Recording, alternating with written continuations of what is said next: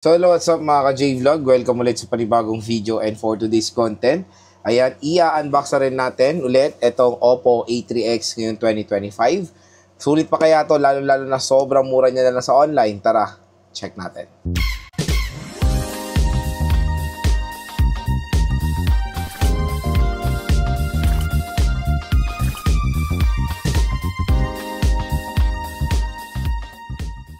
So yan mga ka-J-Vlog, shoutout sa mga nakanood ng ating unboxing, full review dito sa Oppo A3X last year. And this time, ayan, binili ko siya at nag-vlog din ako sa pagbili dito sa Oppo A3X. So shoutout sa mga nakanood natin yan. And this time, i-unbox na rin natin ulit ang Oppo A3X. So medyo upgraded yung binili natin kasi last year, ang binili natin is a 4GB 64. Ngayon po is a 4GB 128 dahil bagsak presyo na lang po ang mga Oppo A3X ngayon. So biruin nyo mga ka-J-Vlog, ang SRP na ito before is 7,000 pesos for the 4GB 128 at yung 4GB 64 is around 5,500 for the 4GB 64 last year po yan. Pero magandang balita po ngayon ay bagsak presyo na lang ang Oppo A3X dahil yung 4GB 64 neto dito sa ating View Products. Pag clinic nyo tong View Products natin, mura at bagsak presyo lang dyan ng Oppo A3X dahil ito ay makukuha nyo lang for as low as 3,000 pesos. At itong 128, pwede nyo makuha ng 3,500 to 4,000 pesos. So, napakamura, super affordable, at marami talaga nagkaka-interest this time ng Oppo A3X, even though lumabas na yung successor niya, the Oppo A5X, na walang ganong pinagkaiba, kaya mas piniprefer pa rin ito na mga consumers ang device na to. So, yung napili nga natin color ngayon is Ocean Blue, last year is yung Nebula Red. At tara mga ka-J-Vlog, samahan nyo ko unbox itong mura at bagsak presyo na Oppo A3X.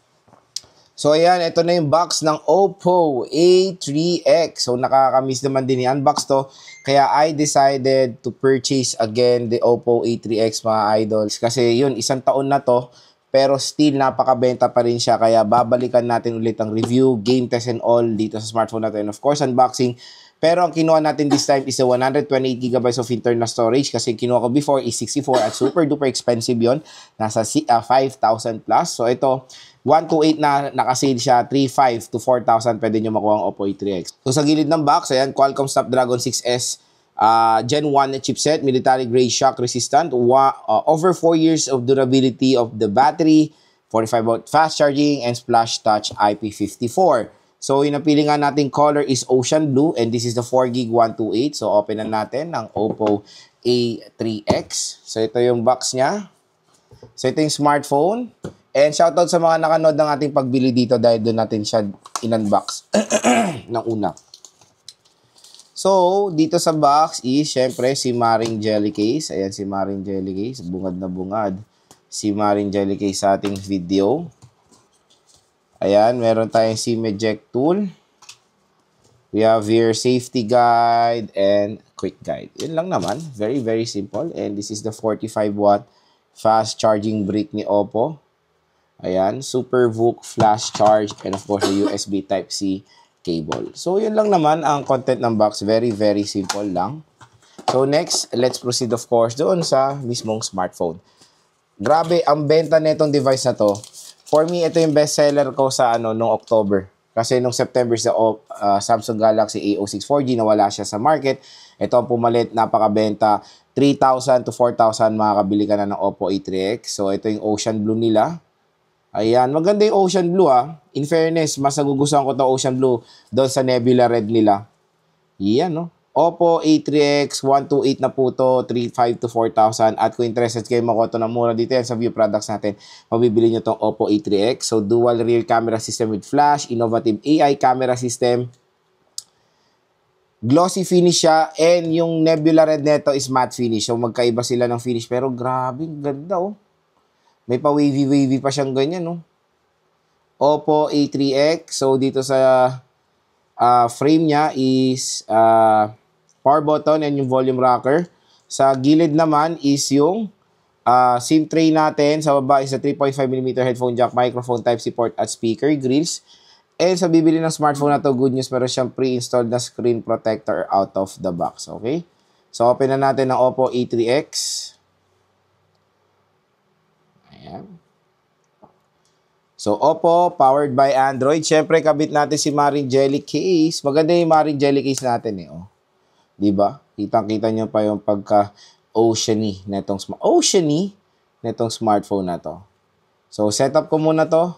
Balik ako kayo. So, yan, na-setup na natin si Oppo A3X at ayan siya. Tulad doon sa nagustuhan ko sa A5i, A5X, napakataas ang needs of brightness na itong device na to. Solid. Yan yung isang magugustuhan nyo sa smartphone na to, yung kanya needs of brightness. Naka-punch hole display pa siya. So, I think out of the box, it is Android 14. Yes, kasi last year po ito na-release. So, let's check kung Android 14 pa ba siya since mga bagong mga na-release. So, yes, it's Android 14. Ngayon, pero ang security patch niya is April 1, 2025. Pero let's check kung may update na siya for Android 15. So, check natin. Ayan. Okay, ColorOS, Oppo A3X. Checking for updates. May nakita kasi ako mga ka-J-Vlog na yung iba is na-update na nila sa Android 15. So, let's check. No network connection, pero may network connection naman ako. So, refresh natin. So, yun mga ka-J-Vlog, sad to say, na-update ko na siya sa latest niya. And Android 14 pa rin siya talaga. I don't know kung sa comment section, nakala siguro niya na nung in-update dito, and may update pa rin eh. Okay, meron pa isa, security patch again, ng September 2025, and it's Android 14 pa rin to mga idol. So, yan, it's Android 14 pa rin siya, not Android 15, pero check natin yan sa ating full review. And as you can see, when it comes sa storage, hindi na talaga enough ang 64. Kasi storage pa lang out of the box is 28.7 gigabytes. Ang laki ng system storage, oh. Almost 20 gigabytes, tapos yung app is almost 10 gigabytes. Grabe.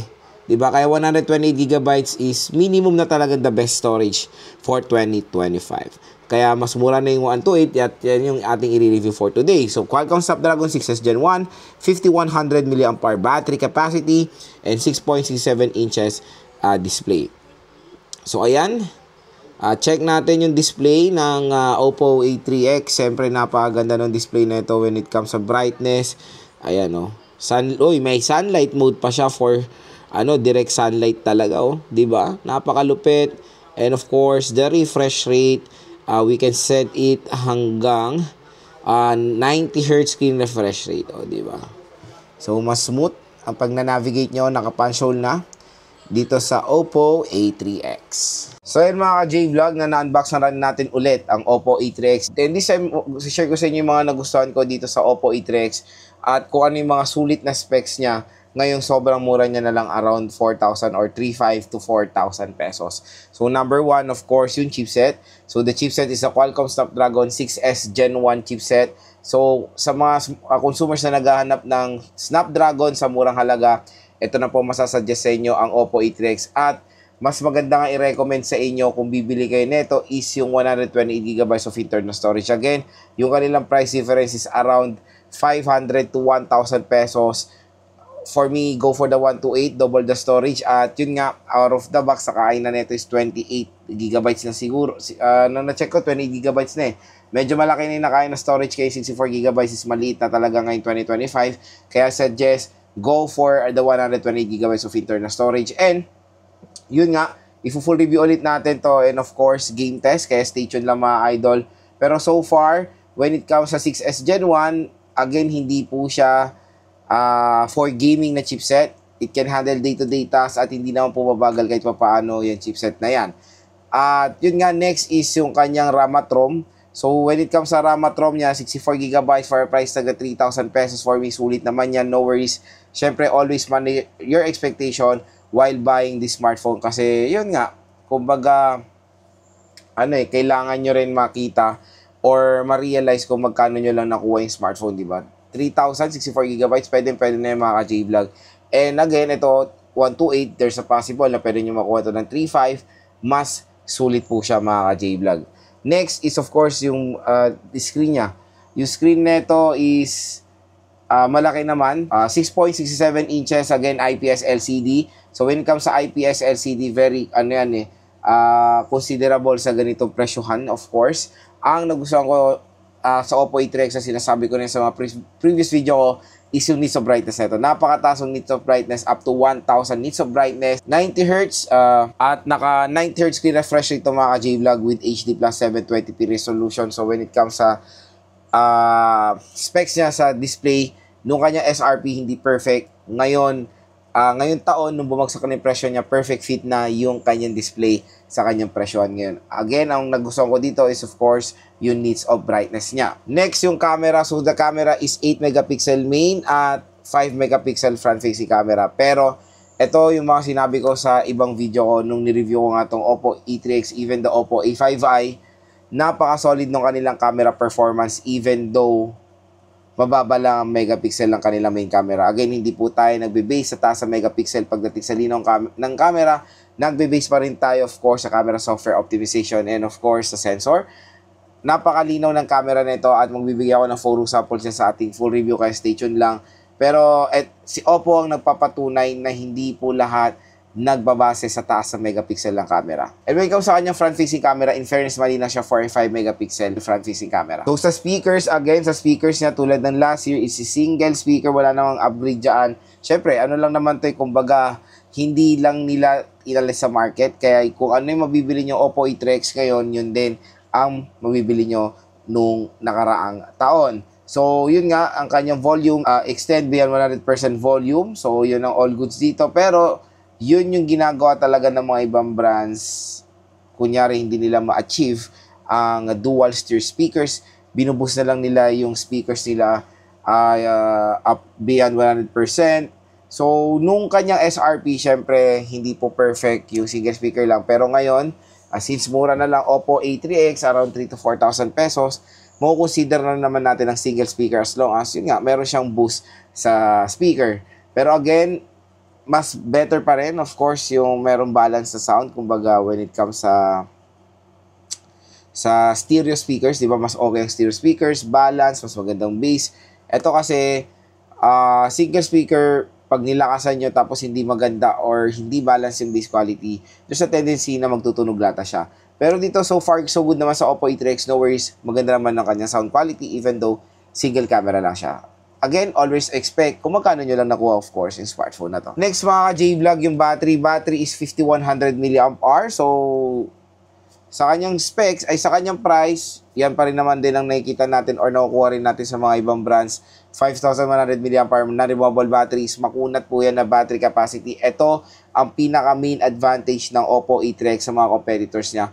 45 watt fast charging po ito, mga ka-J-Vlog. So, maning-mani lang mo full charge itong 5100 mAh battery capacity niya.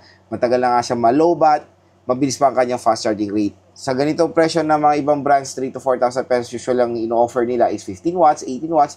Dito, 45 watt fast charging na po, mga idol. And syempre, pinakala sa design, yung Nebula Red, it's matte finish. Ito pong Ocean Blue is glossy finish siya. Napaganda, meron siyang glittery effect.